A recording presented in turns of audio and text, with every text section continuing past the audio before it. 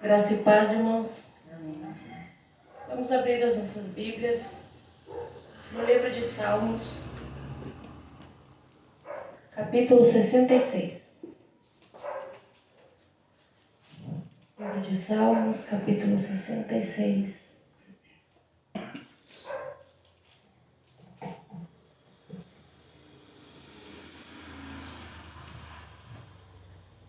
Amém?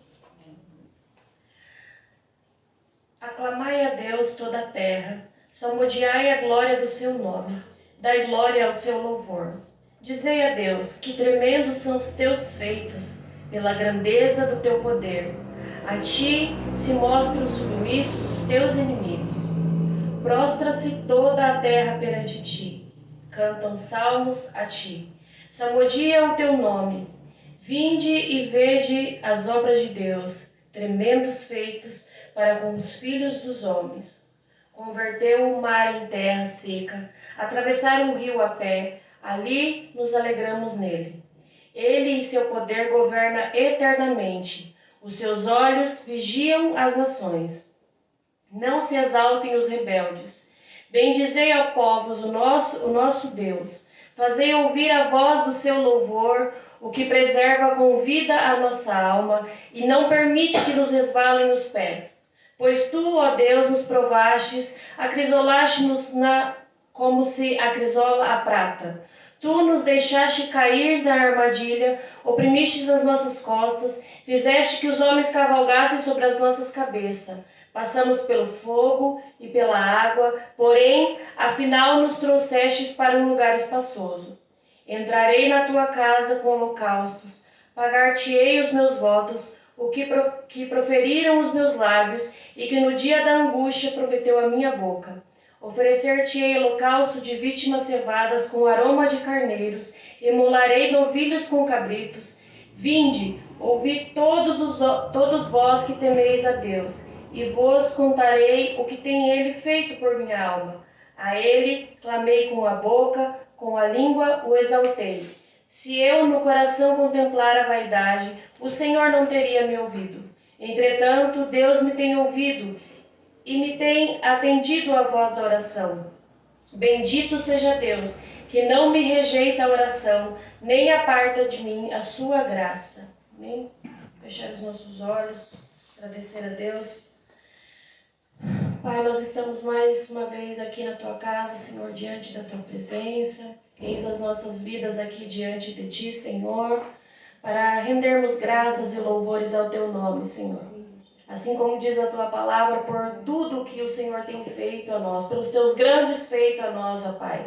Nós proclamamos o Teu nome, Senhor, nós exaltamos o Teu nome, bendizemos a Ti, Pai. Obrigado, Senhor, por esta manhã. Obrigado, Senhor, por mais um dia de vida que o Senhor nos concede, ó Pai, para que nós pudéssemos estar aqui nos reunindo, Senhor, para entoar louvores ao Teu nome, Pai. Nós, nesta manhã, Senhor, nós nos achegamos a Ti com o nosso coração, Senhor, rendido, com o nosso coração, Senhor, aberto, ó Pai, para que o Senhor venha falar conosco, ó Pai, para que nós possamos Te dar, Senhor, uma oferta agradável através dos louvores, através, Senhor, da Tua palavra, Senhor. Obrigado por essa oportunidade, ó Deus. Vem, Senhor, de encontro com cada vida que se achegou neste lugar. Aqueles que estão ouvindo, Pai, aqueles que passarem por aqui, ó Deus, que o Senhor possa alcançar a cada vida, Pai. Aqueles irmãos, Senhor, que não puderam estar hoje, Pai, aqui. Que o Senhor venha alcançar, Senhor, nesta manhã, venha falar aos seus corações, ó Pai. Muito obrigado, Senhor, por esta manhã, ó Deus. Eu sou grato de todo o meu coração. Em nome de Jesus. Amém.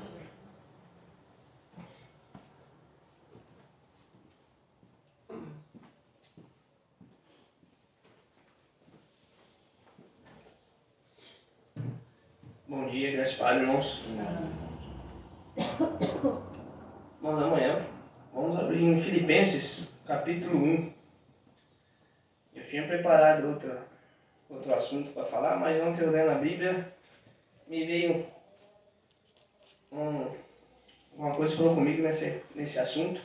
Foi um vídeo que eu vi durante essa semana, do pastor Paulo Júnior, falando das Olimpíadas, que como muitos atletas brasileiros estão agradecendo a Deus pelas suas conquistas e como isso tem deixado os organizadores meio maus, porque falar de Cristo não pode, mas a ideologia dele, o que eles querem, pode.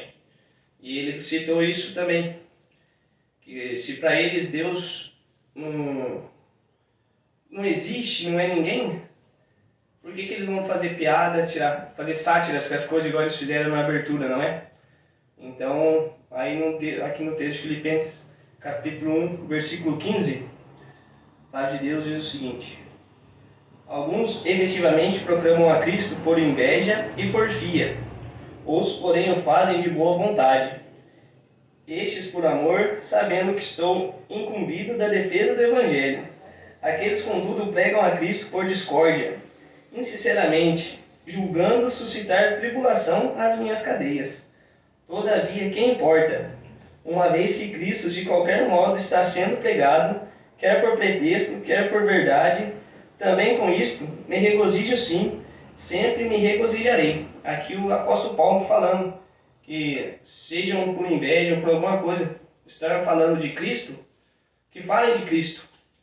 E no vídeo o pastor Paulo Júnior inclusive falou que nós cristãos devemos aproveitar essa oportunidade que eles estão dando, essa abertura, por mais que seja com zombaria, por coisa, para nós cristãos estarmos falando mais de Cristo, estarmos levando mais a palavra, aproveitarmos dessa oportunidade.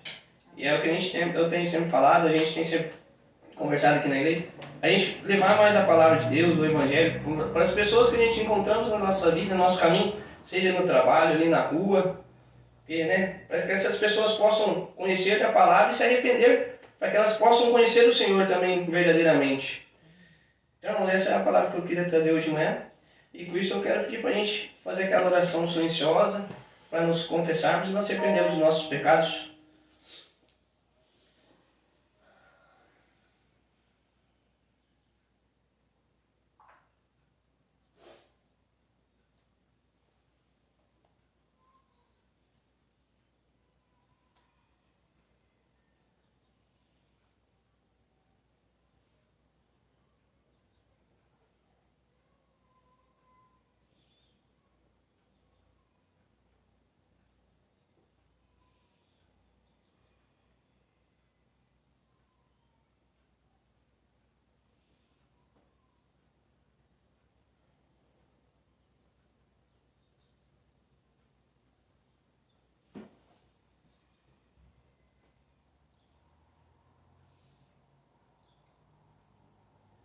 Senhor, meu Deus, meu Pai, nós chegamos a Ti nesse momento, ó Pai, para entregar a Deus esses arrependimentos, ó Pai.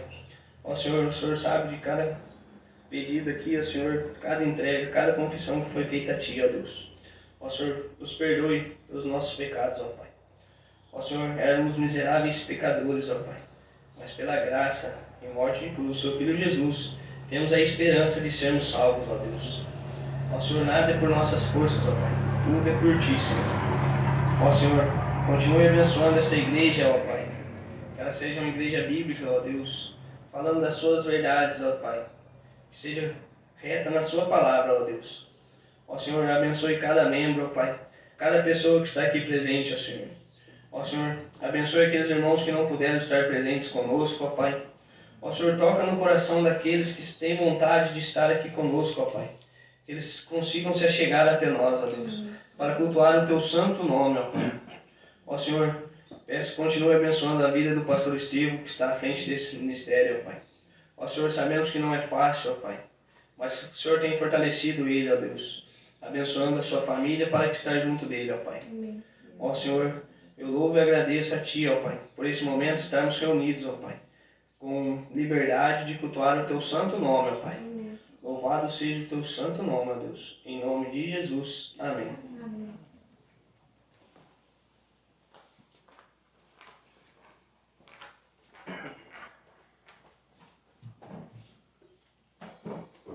Vamos louvar o nome do Senhor.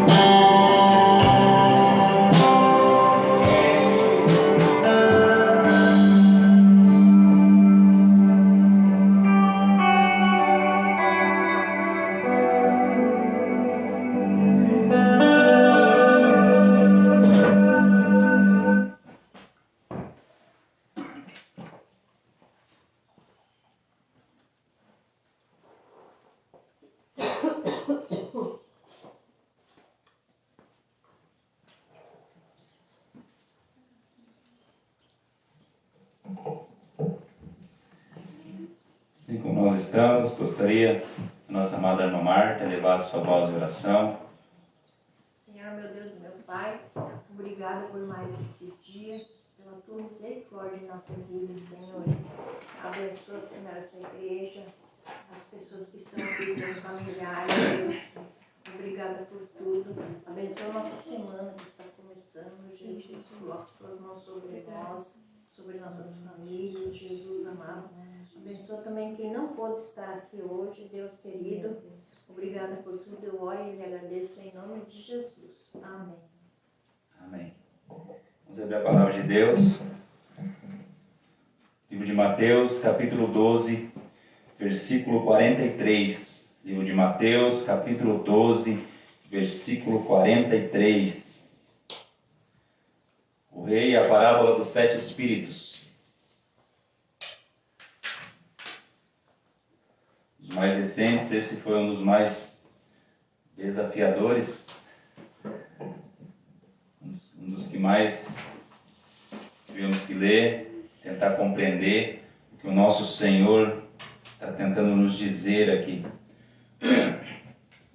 Mateus capítulo 12, versículo 43 até o versículo 45, a palavra de Deus diz assim: quando o espírito imundo sai do homem, anda por lugares áridos procurando repouso, porém não encontra. Por isso diz: voltarei para minha casa de onde saí, e tendo voltado, a encontra vazia, varrida e ornamentada.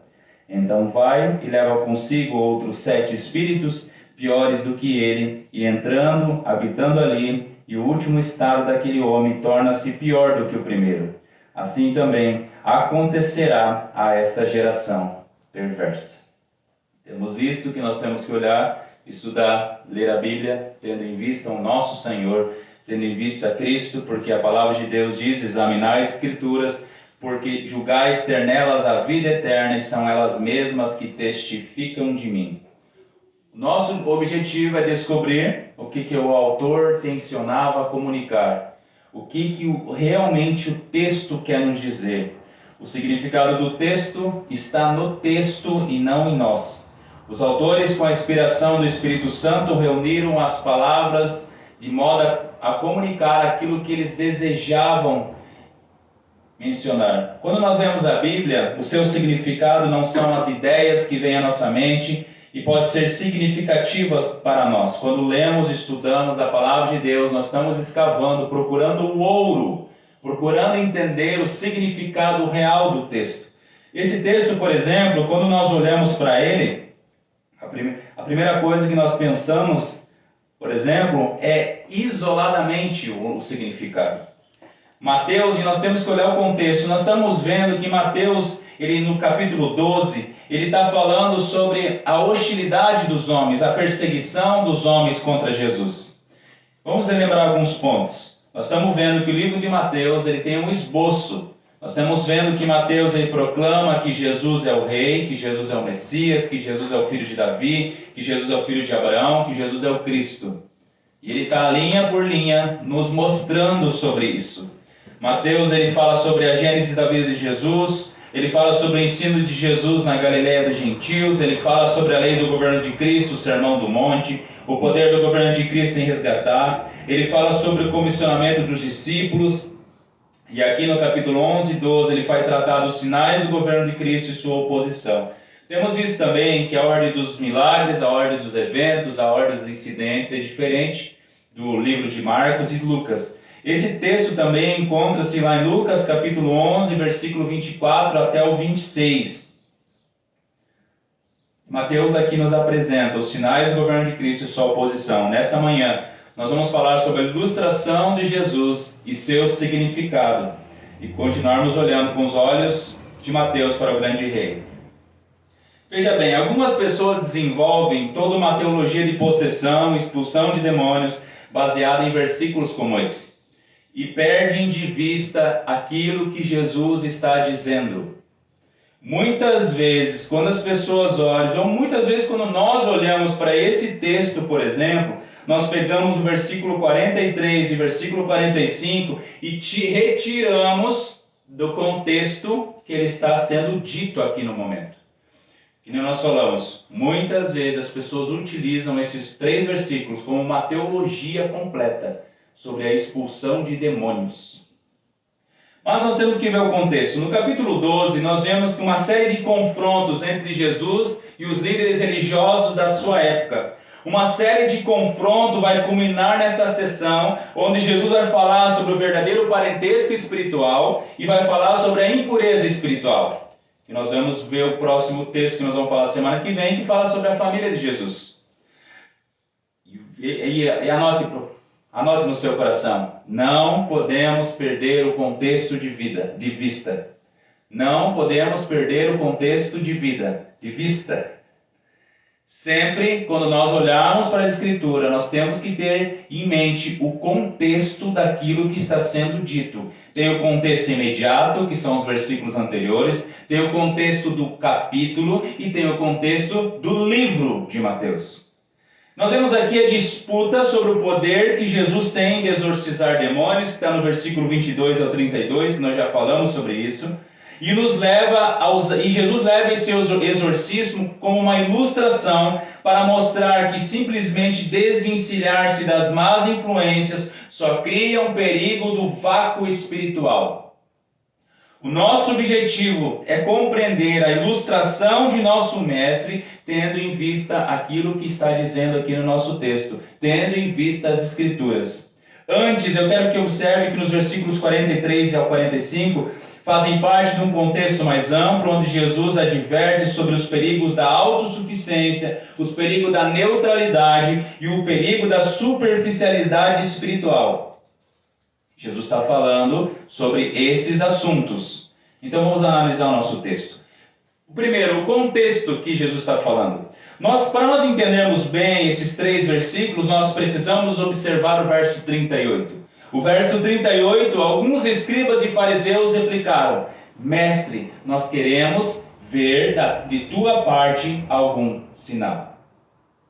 Nós temos aqui no verso 38 alguns escribas e fariseus, alguns religiosos da época, pedindo para Jesus um sinal do céu. O desejo deles era que Jesus demonstrasse do céu as suas credenciais. Nós falamos sobre isso anteriormente. Eles queriam que Jesus demonstrasse com que autoridade ele falava aquelas coisas, ele fazia aqueles sinais e ele fazia aqueles milagres. Na resposta de Jesus, nós vimos que o desejo deles não refletia uma vontade de conhecer a verdade ou conhecer a verdade de Deus.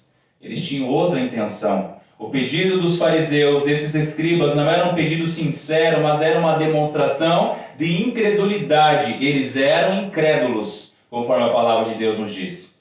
Eles eram incrédulos e é por isso que Jesus disse que os ninivitas e a rainha do sul se levantarão no dia do juízo para testemunhar contra aquela geração. Aquela geração cresceu na mensagem e procurava ouvir a sabedoria de homens que eram menores de Jesus. Nós vimos que eles conheceram a pregação de Jonas, nós vimos que eles procuravam ouvir de Salomão, e agora eles têm alguém entre eles que é maior do que Jonas, maior do que Salomão. E veja o que Jesus fala no versículo 39, Jesus diz assim: uma geração má e adúltera pede um sinal. Aqueles que ouviram, mas não creram e não se arrependeram, são chamados de maus e adúlteros. E chegamos aqui no nosso texto. Vamos analisar o que o nosso texto nos diz. Primeiro ponto, o perigo da superficialidade espiritual. Alguns estudiosos afirmam que Lucas aplica a parábola ao indivíduo.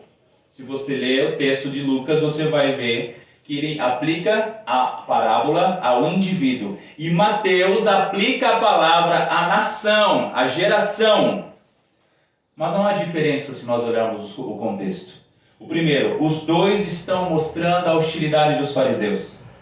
Os fariseus são os representantes dos indivíduos, de cada indivíduo, e são representantes da nação, são representantes da geração. Nós vimos anteriormente sobre isso. Os fariseus, eles representam cada indivíduo que está ali. Eles representam cada indivíduo na história. Eles representam a geração, que não é diferente de hoje. E os dois também mostram, Mateus e tanto Lucas também mostram Jesus como Messias e o grande perigo da neutralidade. Carson, em seu livro falando sobre Mateus, ele fala assim: o ponto aqui é que aqueles que por meio do poder do reino de Deus experimentam a expulsão de demônios devem ter cuidado com a neutralidade em relação a Jesus, o Messias, pois a neutralidade abre a porta para 7 demônios piores do que o expulso. Dito isso, nós vamos analisar agora o texto. Primeiro ponto, o espírito sai do homem. Veja o versículo 43, ele começa falando assim: quando o espírito imundo sai do homem, anda por lugares áridos procurando repouso, porém não o encontra. Aqui Jesus ilustra a situação de uma pessoa. Podemos aplicar a nação também. Nós vamos falar sobre a pessoa. A situação de uma pessoa que superficialmente se livra de um espírito imundo. A presença do espírito imundo ilustra a corrupção inerente, ou seja, a corrupção que faz parte da natureza, a corrupção que está ligada à natureza desta pessoa, ligada à natureza humana. Quantas vezes que olhamos para as pessoas e dizemos que elas são boas? Olhamos para as Escrituras e a Bíblia mostra que não são. O que chamamos teologicamente de depravação total. Após a queda, todo ser humano está moralmente corrompido. Toda a humanidade está espiritualmente morta e moralmente corrompida. Em Romanos 3:23 fala que após a queda, todos pecaram e carecem da glória de Deus. Quantos pecaram? Todos pecaram. Todos são incapazes de buscar a Deus ou de fazer o bem sem a intervenção da graça de Deus, sem a intervenção da graça divina. A corrupção moral é total no sentido que nenhuma parte do ser humano está isenta da influência do pecado. O pecado afetou toda a parte do nosso ser. Os pensamentos, sentimentos, intelecto, tudo foi afetado por causa do pecado. Cada aspecto da nossa natureza humana está corrompida, está contaminada pelo pecado. Então o ponto aqui é o seguinte: quando o espírito sai, a natureza do homem continua corrupta. Nós temos 2 grandes inimigos: a nossa natureza e o diabo. E o mundo, né? São 3. A nossa própria natureza, Satanás e o mundo. Isso demonstra que a mera remoção do mal não é suficiente para a regeneração. Se olharmos para a Escritura, nós veremos que a natureza humana é tão corrompida que mesmo que pareça que o mal tenha sido removido, sem a graça regeneradora do Espírito Santo, o homem permanece em um estado de depravação e de vulnerabilidade. Gênesis 6:5 diz assim: viu o Senhor que a maldade do homem se havia multiplicado na terra e que era continuamente mau todo o desígnio do seu coração.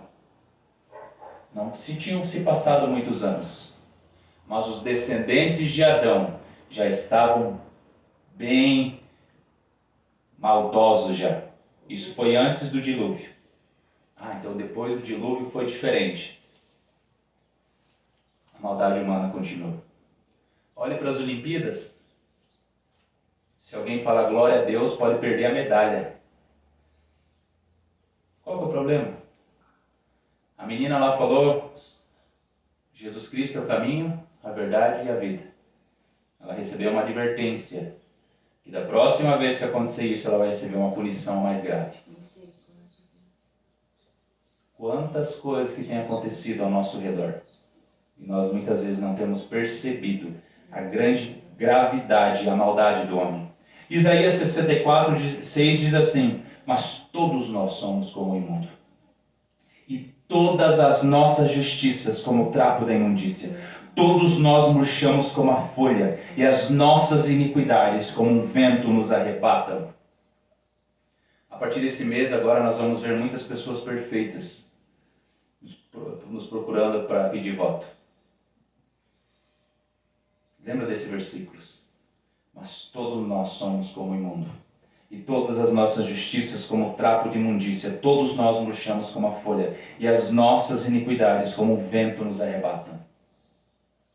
Paul Washer afirmou assim, que nós não temos consciência de quanto temos pecado, do mesmo modo como um peixe não sabe que está molhado. Nós nascemos no pecado, nós somos concebidos no pecado, nós nascemos num mundo caído em pecado, e a única coisa que nós conhecemos é pecado. As Escrituras dizem que a nossa sociedade bebe iniquidade como se fosse água. Quando nós olhamos para as nossas crianças, o que nós vemos? Pureza.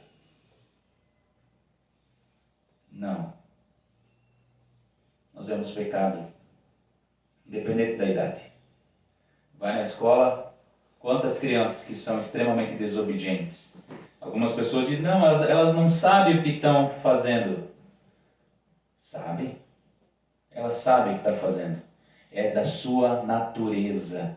E se Deus não moldar essa natureza, cada dia mais elas vão ficar piores. Essa é a natureza humana. É o que nosso texto está nos dizendo aqui. E observe a continuidade. Versículo 44, a parte A, fala: por isso diz, voltarei para a minha casa de onde saí. Perceba, o espírito buscando novo lar não encontra repouso e decide retornar para a sua antiga morada.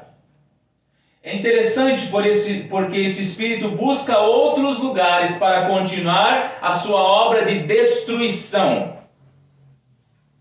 Mas sem encontrar, ele decide retornar, decide voltar para tentar novamente. Aqui nós vemos que a partida do espírito impuro é um ato de Deus, onde a graça comum pode temporariamente afastar o mal. Mas sem uma transformação interior, a mudança não é duradoura.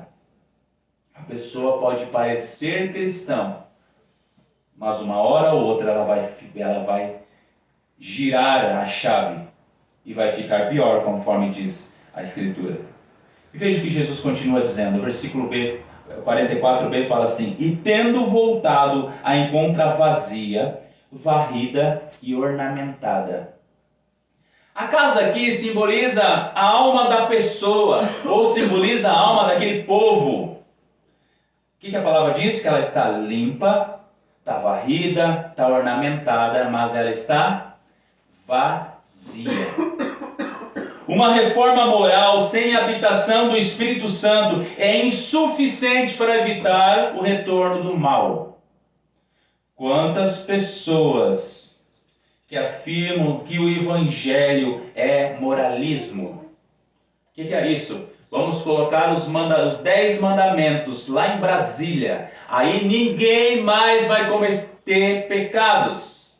Não faça isso, não faça aquilo, não faça isso, não faça aquilo, não faça isso, não faça aquilo. Vai adiantar? O Evangelho não é moralismo. Em nosso próprio contexto, um dos evangelhos mais falsos e sedutores é o moralismo. Faça isso, faça aquilo, faça isso, faça aquilo. Esse evangelho pode assumir muitas formas e pode surgir de variados impulsos, tanto culturais quanto políticos. No entanto, a estrutura básica de moralismo se resume a isso: a crença de que o evangelho pode ser reduzido a melhorias no seu comportamento. Não é isso que nós vemos em muitos lugares? Pessoas que estão melhores comportadas hoje. O moralismo produz pecadores que são potencialmente melhores comportados. O Evangelho de Cristo transforma os pecadores em filhos e filhas adotivos de Deus. Ele transforma a pessoa. É o que nosso texto está mostrando aqui. A ausência de uma ocupação espiritual verdadeira torna o indivíduo vulnerável. Uma casa vazia torna o indivíduo vulnerável. A casa vazia, embora limpa e adornada, representa uma reforma externa, sem transformação interna. Isso reflete uma moralidade superficial, sem a regeneração verdadeira que o Espírito Santo proporciona.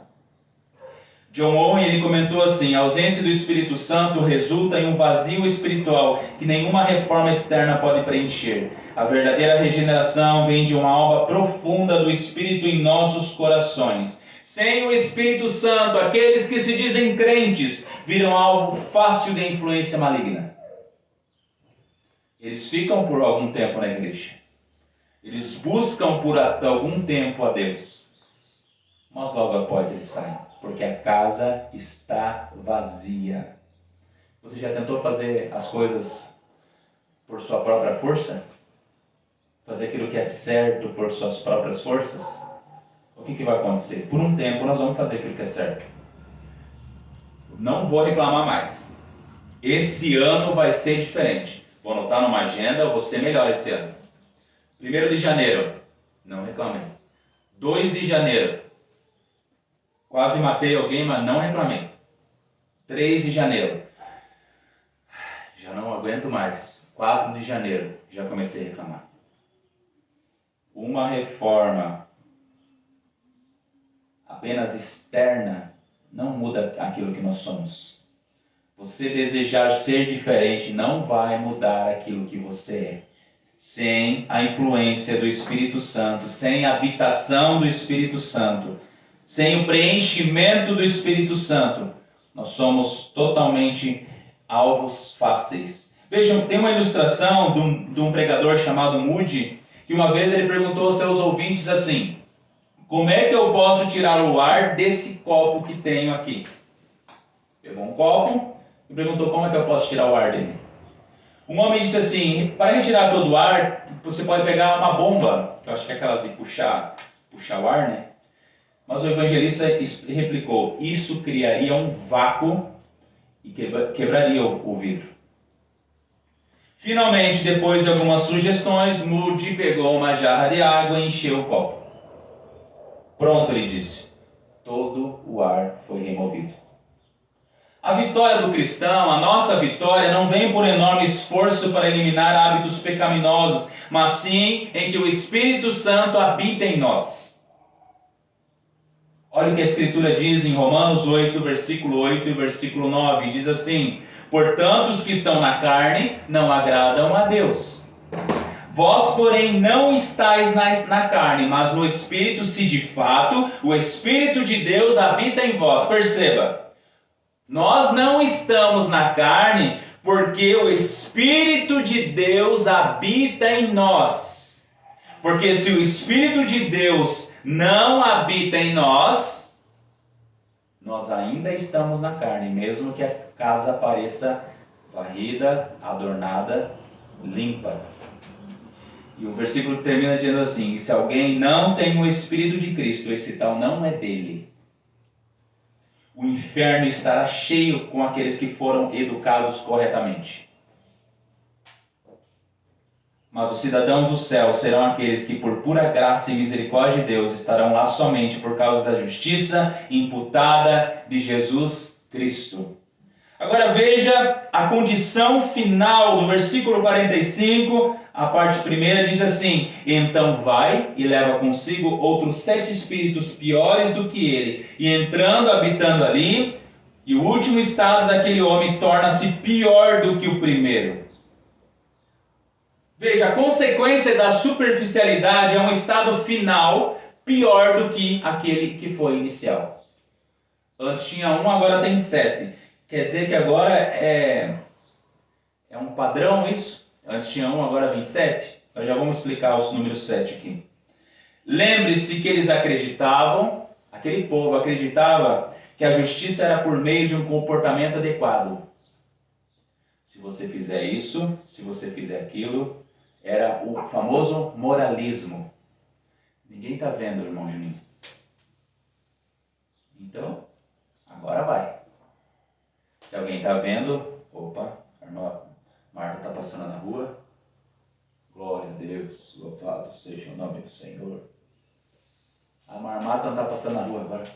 Graças a Deus, agora eu posso fazer o que eu quiser. Os jovens têm que tomar muito cuidado com isso. Muitas vezes nós achamos que fomos salvos pelo Senhor, mas não fomos salvos pelo Senhor ainda. Se o nosso coração não foi transformado por Ele. Olha para os fariseus, eles tinham um moralismo externo. Eles oravam, eles jejuavam, eles ajudavam as pessoas. Eles faziam de acordo com a religião tudo que era correto. Eles eram zelosos, falavam que eram zelosos com a lei de Deus. Agora vamos para o número 7. Perceba que é dito aqui que ele leva consigo outros 7 espíritos. O número 7 aqui é frequentemente interpretado como um símbolo de completude, como um símbolo de completo. Para o judeu, o número 7 significa perfeição. Então, o que quer dizer? Ele indica que a pessoa se torna totalmente dominada pelo mal. Lembra, ela era uma pessoa mais ou menos má. Um espírito. Agora ela se tornou completamente dominada pelo mal. Não tem mais espaço. A casa já está cheia. A ocupação por mais espíritos imundos ilustra a degradação espiritual e moral da pessoa. Olhe ao seu redor, não é assim que acontece com a carne quando ela está podre. Nós já falamos sobre os mortos em transgressões e pecados. O que acontece com uma casa que desliga a geladeira e está cheio de carne lá dentro? Aparece uma semana depois lá para ver o que está acontecendo. Cheio de bicho podre. Assim que acontece. Aqui que Nosso Senhor está dizendo aqui. A condição do homem descrita como sendo pior do que a primeira. A recaída para o estado pior reflete a severidade da apostasia e da falsa conversão. Muitas pessoas vão para a igreja, dizem que são cristãs e depois saem e ficam piores do que eram. Muito piores do que eram. Sem uma verdadeira regeneração, a pessoa pode cair em um estado de impiedade ainda maior. É o que está escrito em Hebreus 6, que eu quero que você abra. Hebreus, capítulo 6.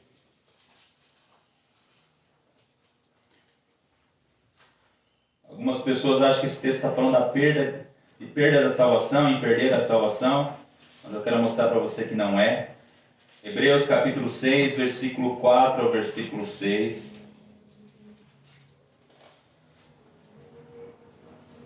Veja o que a palavra de Deus diz. Hebreus, capítulo 6, versículo 4 ao versículo 6, a palavra de Deus diz assim: É impossível, pois, que aqueles que uma vez foram iluminados e provaram o dom celestial e se tornaram participantes do Espírito Santo e provaram a boa palavra de Deus e os poderes do mundo vindouro, e caíram, sim, é impossível outra vez renová-los para o arrependimento, visto que de novo estão crucificando para si mesmo o Filho de Deus e expondo a ignominia, expondo a desonra. Veja, esse texto aqui nos leva ao que Jesus está nos dizendo. Alguém que até certo ponto fez o que é correto, buscou ser ou buscou estar limpo. De certa forma, o texto diz, foi iluminado. Foi participante externamente do Espírito. Participou da igreja visível de Jesus. Participou dos cultos. Fez profissão de fé. Seguiu uma confissão de fé.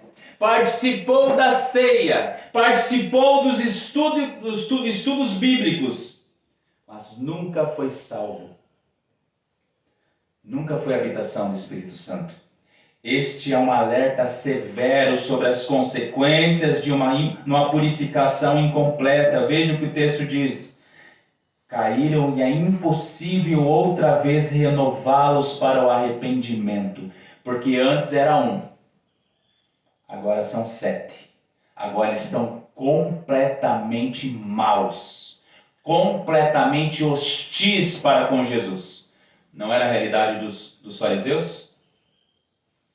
Aquela geração estava ficando, Jesus estava alertando eles, que eles estavam completamente hostis para com o Senhor.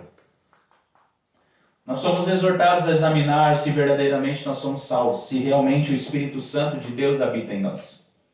Observe, o último estado daquele homem torna-se pior do que o primeiro. Voltamos lá para Mateus 12. O último estado daquele homem torna-se pior do que o primeiro. Jonathan Edwards ele escreveu assim: aquele que experimentam apenas uma reforma externa, sem a verdadeira conversão, estão em grande perigo de uma recaída espiritual que os leva a um estado ainda pior de impiedade e afastamento de Deus. Não adianta participar do encontro com Deus, porque tu vai ter que, sem a habitação do Espírito Santo, tu vai ter que toda vez ficar participando. E vai chegar um momento que tu vai não aguentar mais, eu não quero mais saber desse Deus. E vai ficar pior do que você era. Martin Lloyd Jones disse: a regeneração verdadeira resulta em uma transformação que não pode ser imitada por meros atos externos. A vida regenerada é habitada pelo Espírito de Deus, produzindo frutos visíveis de santidade e justiça. É como pegar uma maçã e cuidar só da casca dela. E ela começar a apodrecer por fora, por dentro. O que vai acontecer com a casca?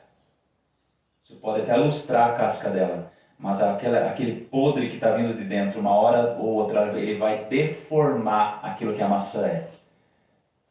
Uma hora ou outra a casca vai ficar apodrecida. É isso que o nosso Senhor está dizendo aqui. Pode parecer limpo externamente, mas uma hora ou outra vai apodrecer a casca também. Quantas pessoas que vão para as igrejas denominadas evangélicas e aparentemente estão mudadas? Elas param de fumar, param de beber, param de se prostituir, param de usar drogas, param de cometer pecados graves. São a favor dos valores cristãos, são contra o aborto, são a favor da família, são a favor da vida, são a favor da igreja, são chamados conservadores. Até votam naqueles que lutam por aquilo que é correto. Participam dos cultos, participam dos estudos bíblicos, dos eventos da igreja. Eles leem a Bíblia, só escutam músicas gospels. Oram, ajudam o próximo, jejuam, mas nunca foram salvos por Jesus. É isso que Jesus está mostrando aqui. João Calvino comentou: não há refúgio seguro fora de Cristo. Toda tentativa de autossuficiência espiritual, sem uma verdadeira transformação pelo Espírito Santo, é vã e perigosa. Irmãos, eu fico muito triste quando vejo igrejas fazendo esse tipo de coisa. Pessoas que chegam em um dia, pessoas que chegam e dizem assim: eu gostaria de participar. Amém, glória a Deus. Ó, foi salvo aqui, irmão, vamos batizar ele. Batizam, fazem a maior festa, a pessoa agora é transformada, agora a pessoa é de Deus, tal. Passa um tempo depois, a pessoa sai e nunca mais quer saber das coisas de Deus. Nós lemos em Hebreus, não lemos em Hebreus? Não quer mais saber das coisas de Deus. Isso é muito triste para o Evangelho. Isso não é o Evangelho. Isso é moralismo, isso é falso Evangelho. E aí nós chegamos no ápice, no ponto central daquilo que Jesus está dizendo. Desde o versículo 45, parte final, diz assim: assim também acontecerá a essa geração perversa. Lembra? Quando o espírito imundo saiu, eles pareciam limpos, eles agora estavam limpos, varrido, ornamentado, mas vazios. Então ele volta, leva consigo mais 7 espíritos, como a casa está vazia, ele entra, habita ali, e o seu estado agora ficou pior. Isso acontecerá a esta geração perversa. Irmãos, não precisa olhar para a França para nós vermos o quanto que a geração está perversa. É só nós olhar para a nossa cidade, é só nós olhar para o nosso estado, é só nós olhar para o nosso país. Se nós olharmos na internet o que as pessoas estão defendendo, irmãos, às vezes você fica, meu Deus do céu, como pode isso? As pessoas estão defendendo aquilo que é mal, aquilo que é ruim, aquilo que é perverso, aquilo que é depravado. E alguns que se dizem cristãos ainda concordam com estes. E esses desejam que façam daquela forma. Jesus aplica a ilustração àquela geração, destacando a necessidade de uma transformação verdadeira e a rejeição da superficialidade religiosa. Jesus advertiu aquela geração e adverte a nossa geração da superficialidade espiritual. Jesus advertiu contra a religião do moralismo, contra a religião das práticas externas, contra a religião da hipocrisia. Os judeus da época estavam confiando em sua herança religiosa, naqueles ritos externos, sem a verdadeira fé e sem o arrependimento. Eles estavam confiando, eles estavam pensando assim: nós somos os descendentes de Abraão, nós somos o povo escolhido, nós somos filhos de cristãos. Filho de cristão vai para o céu? Por causa disso, não. Só se foi salvo por Jesus. O inferno está cheio de filho de cristão. O inferno está cheio de pessoas que pensaram que por causa dos seus pais, que por causa dos seus avós seriam salvos. Estavam salvos. Observe que Cristo condena a hipocrisia religiosa de sua geração. Ele alerta que sem uma verdadeira transformação pelo Espírito, a condição espiritual deles seria desastrosa. E foi desastrosa. Eles observavam as tradições dos homens, mas negligenciavam os mandamentos de Deus. Negligenciavam realmente aquilo que a palavra de Deus dizia. Observe que eles estavam mais preocupados em parecer justos aos olhos dos homens do que serem justos aos olhos de Deus. Esse é o grande problema da nossa geração também. Eu quero parecer justo para as pessoas, mas ignoro que Deus sabe tudo de mim. Sabe os meus pensamentos, meus sentimentos, a intenção do meu coração, todas as coisas Deus sabe. E mesmo assim nós não nos quebrantamos diante do Senhor. Mateus Henry ele afirma: Cristo adverte contra a hipocrisia religiosa e a confiança em rituais externos. Sem um verdadeiro arrependimento e fé, o estado espiritual das pessoas será de condenação. Observe o que Pedro fala, 2 Pedro capítulo 2. Abra comigo. 2 Pedro capítulo 2, versículo 20 até o 22. Eu quero que perceba que Pedro aprendeu direitinho o que Jesus falou. Pedro aprendeu direitinho o que está sendo dito aqui no nosso texto. Veja 2 Pedro, capítulo 2, versículo 20 até o versículo 22, a palavra de Deus diz assim: Portanto, se depois de ter escapado das contaminações do mundo, mediante o conhecimento do Senhor e Salvador Jesus Cristo, se deixam enredar de novo e são vencidos, tornando-se o seu último estado pior do que o primeiro. Pois melhor lhes fora nunca tivessem conhecido o caminho da justiça, do que após conhecê-lo voltarem para trás, apartando-se do santo mandamento que lhes foi dado. Com eles aconteceu o que diz certo adágio verdadeiro: o cão voltou ao seu próprio vômito, e a porca lavada voltou a revolver-se no lamaçal. Pedro está dizendo aqui o que Jesus falou. Pedro aplica aos fariseus, aos falsos mestres, aquilo que Jesus está dizendo em Mateus. Depois de terem escapado das contaminações do mundo, vocês pareciam limpos. Vocês escaparam por um certo momento. Vocês conheceram de certa forma as coisas de Deus. Lembra que fala lá? Vocês de certa forma foram iluminados. Vocês participaram da igreja de Cristo visível. Mas depois vocês foram vencidos, tornando-se agora pior do que vocês eram. Melhor era que vocês não tivessem conhecido o caminho da justiça. Aparentemente, esses falsos mestres, eles professavam ser cristãos. Mas seu retorno à antiga maneira de viver pecaminosa mostrou que o seu conhecimento de Cristo e do caminho de justiça era apenas superficial. O escapar das contaminações do mundo foi apenas temporário. Assim eles demonstraram que nunca haviam sido verdadeiramente filhos de Deus e que jamais foram habitados pelo Espírito Santo. John Piper, ele disse que a hipocrisia é um dos maiores inimigos da alegria em Deus. A fé verdadeira não se contenta nas meras aparências, mas busca uma profunda e autêntica comunhão com Deus. Nossa vida deve refletir a transformação interior que o Evangelho produz, evitando uma religiosidade de fachada. Irmãos, eu separei algumas aplicações para as nossas vidas. A primeira delas é a busca de transformação verdadeira. nós devemos buscar uma verdadeira conversão, onde o Espírito Santo habita e transforma o cristão de dentro para fora. Nós devemos realmente se quebrantar diante do Senhor e dizer: Senhor, eu realmente fui salvo por Ti? Eu realmente faço parte da Tua família, Senhor? Não é simplesmente mudança externa. Primeiro, a mudança interna, ele reflete na mudança externa. Já ouviu aquele jargão, venha como estás, porém não permaneça como estás? Ele é como se fosse uma obra do homem, não é? Ele é como se a igreja pudesse fazer algo. Venha como está, que nós vamos mudar você.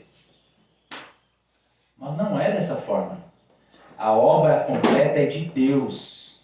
Mesmo assim, nós somos admoestados a buscar uma verdadeira conversão, uma transformação verdadeira. Como está escrito em Tito, capítulo 3 ao 7, que diz assim: pois nós também outrora éramos néceis, desobedientes, desgarrados, escravos de toda sorte de paixão e prazeres, vivendo em malícia e inveja, odiosos e odiando-nos uns aos outros. Perceba, nós éramos desta forma.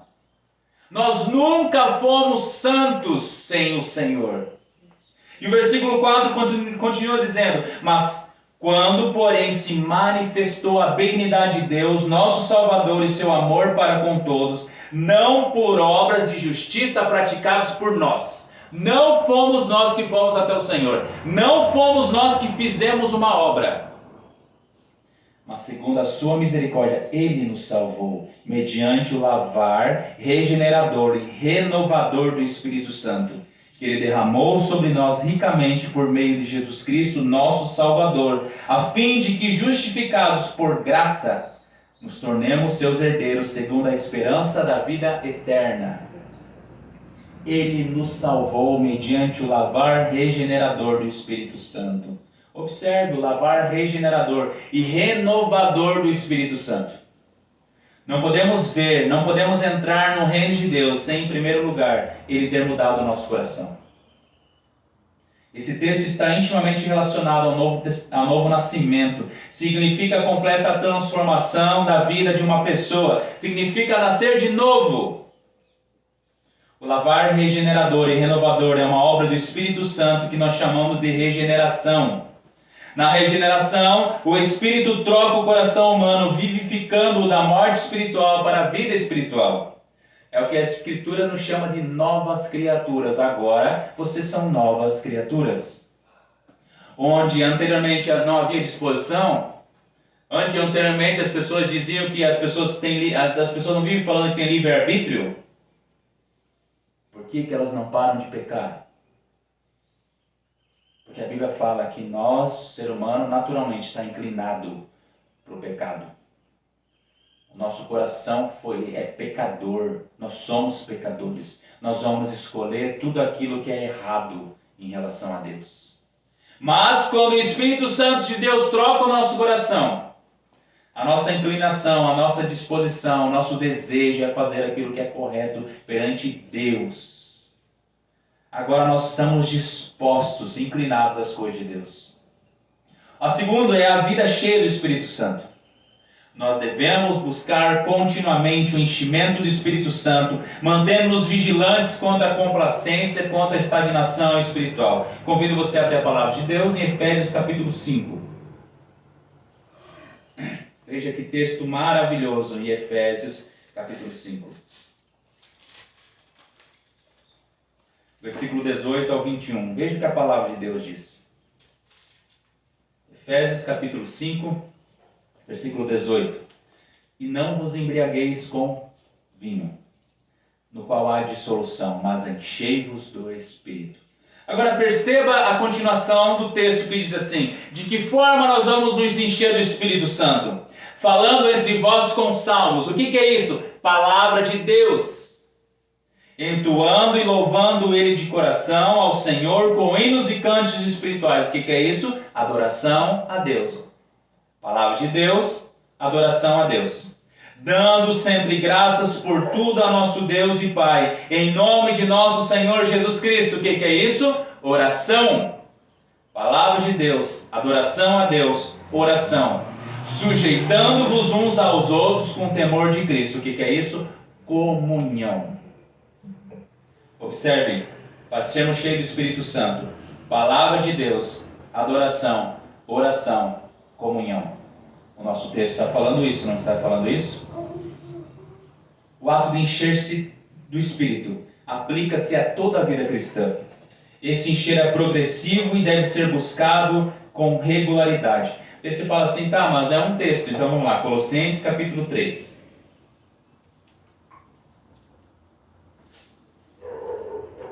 Colossenses capítulo 3, versículo 15, versículo 16. Quero que tu perceba também na escritura o que está dizendo.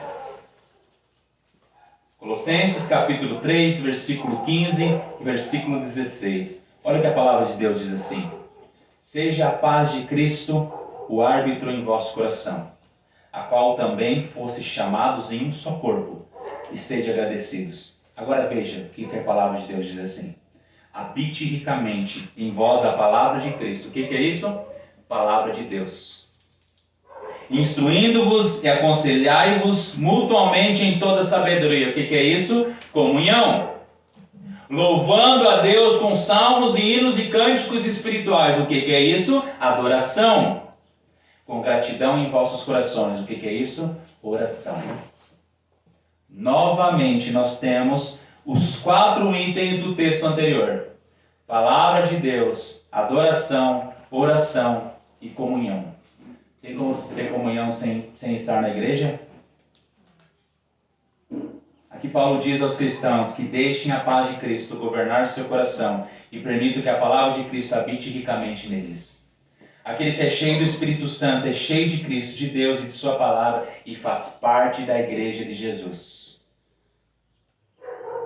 Efésios 1, 22, 23 diz assim: e Cristo pôs todas as coisas debaixo dos pés, e para ser o cabeça sobre todas as coisas o deu à igreja, o qual é o seu corpo, a plenitude daquele que tudo enche em todas as coisas.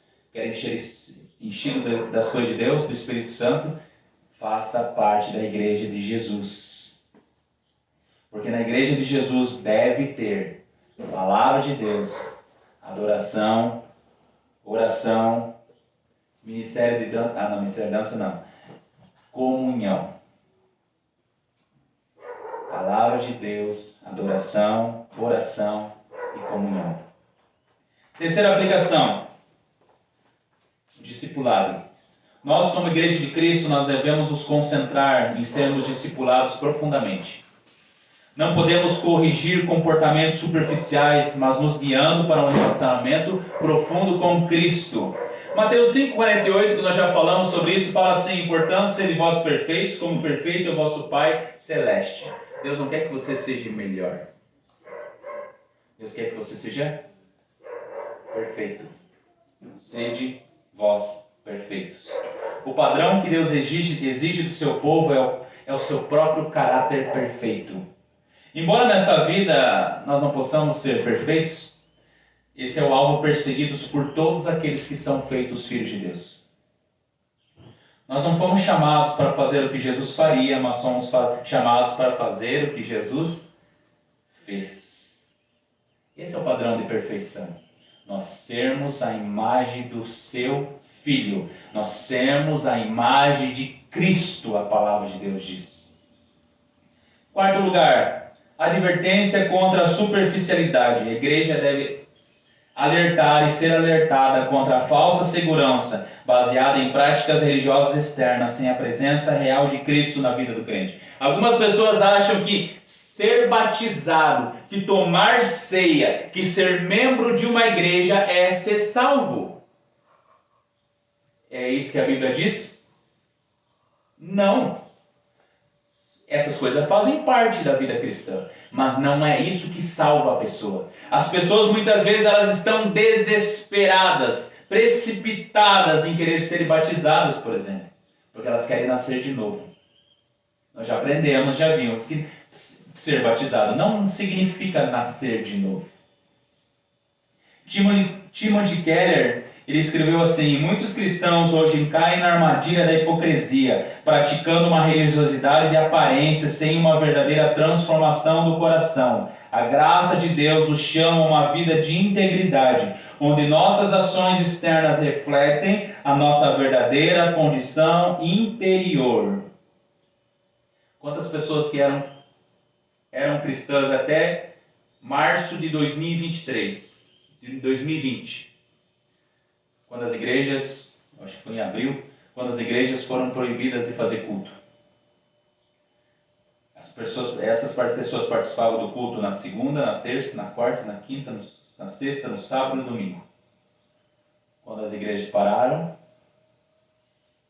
não era mais cristão, acabou. Nunca mais voltou para a igreja. R.C. Sproul, ele falou que a hipocrisia é uma forma de impiedade que disfarça a verdade. Deus nos chama a viver uma vida de transparência e verdade, onde nossa devoção não é uma máscara, mas uma expressão genuína de nossa fé. Michel Horton, ele escreveu que a hipocrisia religiosa é um sintoma de uma igreja que perdeu o foco no Evangelho. Em vez de transformar vidas, muitas vezes nos contentamos com performances externas. Precisamos redescobrir o poder do Evangelho para transformar o nosso coração e nossa vida. Tire alguns ministérios criados pelos homens de algumas igrejas para ver se as pessoas permanecem. Faça culto simples para ver se as pessoas permanecem, as pessoas continuam buscando o Senhor. Comece a ler a Bíblia só. Tire os instrumentos, se for necessário a gente tira, não é? Tire a dança, tire a luz, tire as paredes pretas, tire todas essas coisas para ver se as pessoas permanecem. Tire o entretenimento, tire os shows. Tire o pastor vestido de Batman do púlpito para ver se as pessoas permanecem. É superficial, as pessoas estão se contentando com performance teatrais nas igrejas, com coisas. Eu conheço pessoas que não são cristãs de verdade e estão tocando nas igrejas, porque são bons músicos.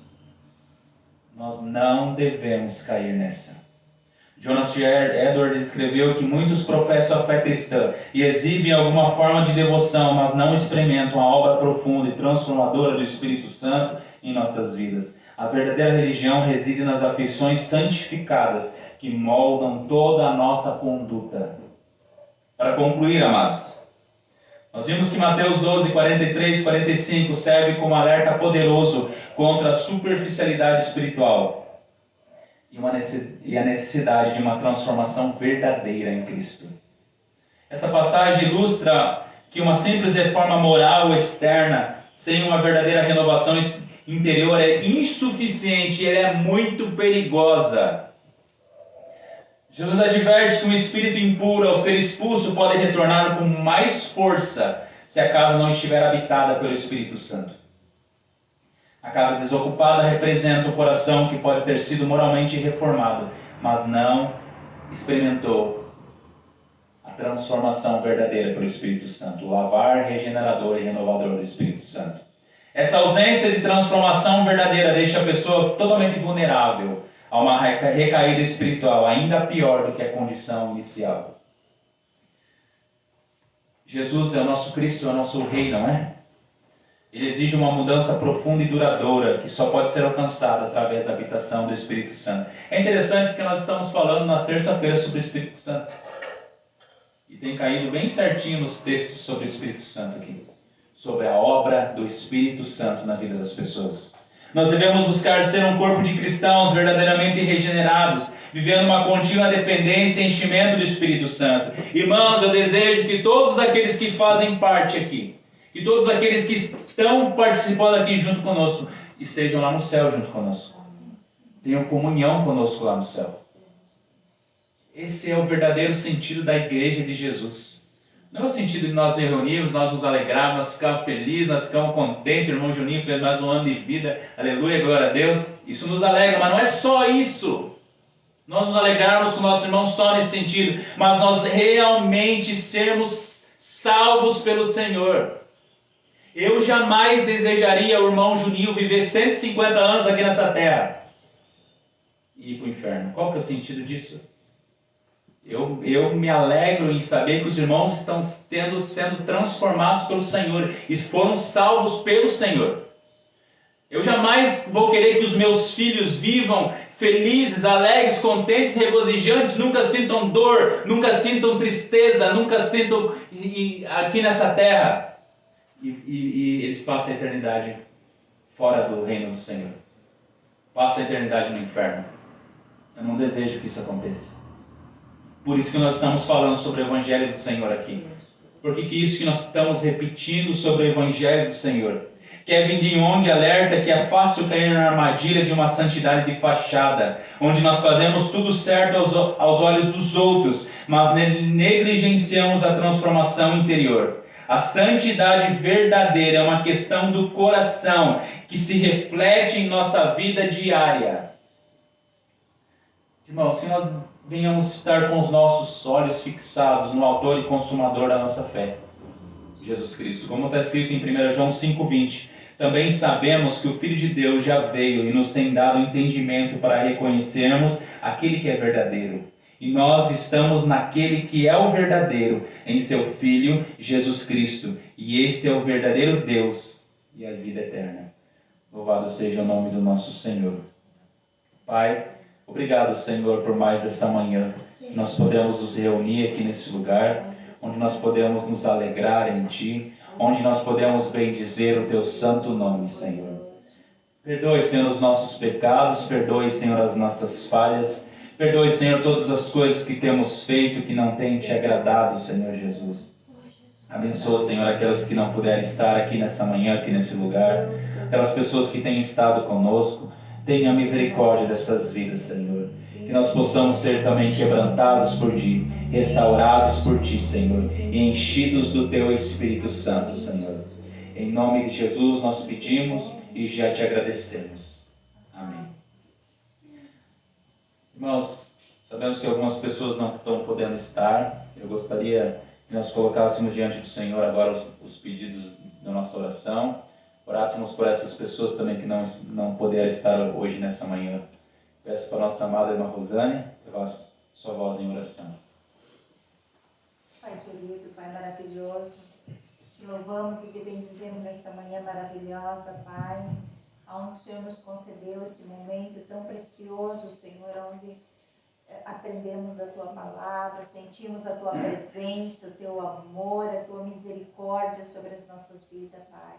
Somos falhos, Senhor, somos pecadores, mas pela Tua misericórdia, Pai, nós temos nos reconciliado diante de Ti todos os dias e confessado as nossas fraquezas, Pai. A Tua palavra diz que Tu nos sonda e nos conhece. Tu conheces o nosso assentar e o nosso levantar, e de longe Tu entendes os nossos pensamentos. E antes que haja uma palavra na nossa língua, Senhor, Tu sabe o que vamos falar, o que vamos pedir. Pai querido, eu coloco diante de Ti, Senhor, esta igreja. Coloco diante de Ti, Senhor, os Teus filhos que não puderam estar na Tua casa nesta manhã. Alcança neste momento, Senhor, a cada família, Senhor. Alcança a vida da Florinda, Pai. Renova ela, fortalece na Tua presença, abençoando, alegrando o seu coração. A vida da irmã Miriam, a vida da irmã Elaine, Senhor. A vida da Rosiane, Pai querido, a sua família. Pai maravilhoso, nós colocamos diante de Ti a irmã Paula, Pai querido, que teve a sua filhinha. Abençoa a vida da irmã Paula. Abençoa, Pai querido, a vida do Noah, da Melissa, Pai querido, do Mateus. Envolve nos Teus cuidados, Paizinho querido. Abençoa, Pai querido, a vida da Marta, a sua família, a vida do pastor Estevão. Abençoa a vida do pastor Estevão, sua família, sua esposa, seus filhos. Envolve nos Teus cuidados, Pai. Continua sustentando a vida do Teu servo, Pai querido, guardando e livrando de todo mal. Abençoando a vida do irmão Juninho, Pai, sustentando ele, dando a Tua graça. Tu conhece a necessidade do Teu servo, Pai. No nome de Jesus Cristo, Filho de Deus. Coloco diante de Ti também, Senhor, aqueles irmãos que estão nos ouvindo, aquelas famílias que têm nos ouvido através da internet, através de meios de comunicação. Pai querido, nós colocamos diante de Ti. Que a Tua palavra, Pai, venha falar profundamente em cada coração. E que o Espírito Santo de Deus venha convencer a cada um, Pai. Para cada vez mais se aproximar de Ti, Senhor. Porque é de Ti que vem vida, vem alegria, vem esperança para as nossas vidas. É de Ti que vem a nossa força, Pai. A razão do nosso viver. Alcança a vida da minha mãe, onde se encontra nessa hora, Pai. Abençoa ela, Tu sabe que ela precisa de um milagre nos seus olhos, Pai. Abençoa ela em nome de Jesus Cristo, Filho de Deus. Eu te peço nesta manhã, em nome de Jesus, muito obrigada por tudo, Pai. Amém. Terça-feira estaremos aqui para a glória do nosso Senhor.